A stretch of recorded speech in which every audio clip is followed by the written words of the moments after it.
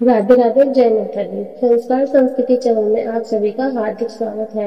आशा है आप सभी कुशल मंगल होंगे तथा स्वस्थ होंगे।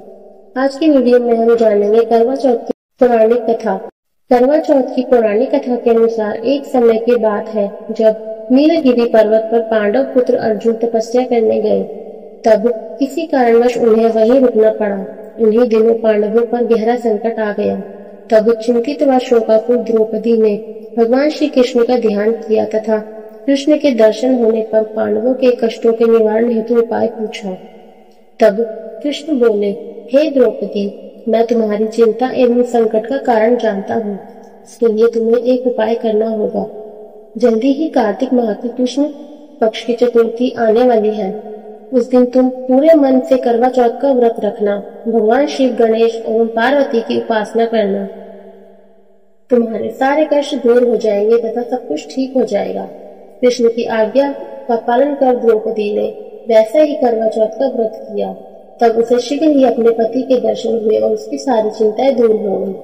जब मां पार्वती द्वारा भगवान शिव से पति की दीर्घायु एवं सुख संपत्ति की कामना की विधि पूछी, तब शिव ने करवा चौथ व्रत रखने की कथा सुनाई थी।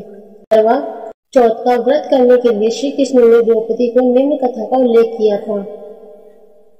पुराणों के अनुसार करवा नाम की एक पतिव्रता धोबी अपने पति के साथ तुंगभद्रा नदी के किनारे स्थित गांव में रहती थी। उसका पति कूड़ा और निर्बल था।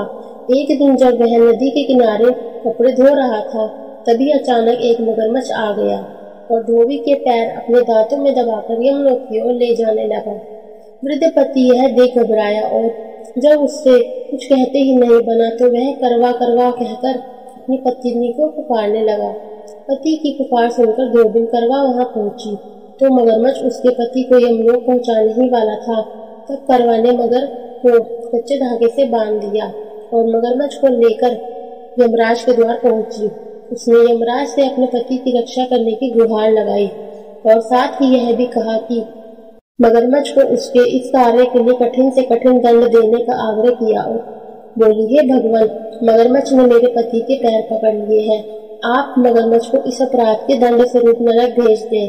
करवा की पुकार सुन यमराज ने कहा, अभी मगर की आयु शेष है, मैं उसे अभी यमलोक नहीं भेज सकता।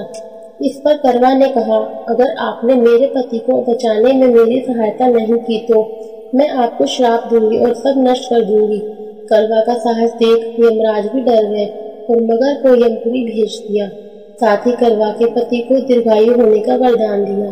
तब से कार्तिक मास के कृष्ण पक्ष की चतुर्थी को करवा चौथ व्रत का प्रचलन में आ गया, जिसे इस आधुनिक युग में भी महिलाएं अपनी पूरी भक्ति भाव के साथ करती हैं और भगवान से अपने पति की लंबी उम्र की कामना करती हैं। आपको हमारी वीडियो अच्छी लगी तो कृपया लाइक, शेयर एंड कमेंट जरूर कीजिएगा। अगर आप हमारे चैनल पर नए हैं तो चैनल को सब्सक्राइब करना ना भूलें तथा बेल आइकन जरूर दबाएं। सभी को राधे राधे।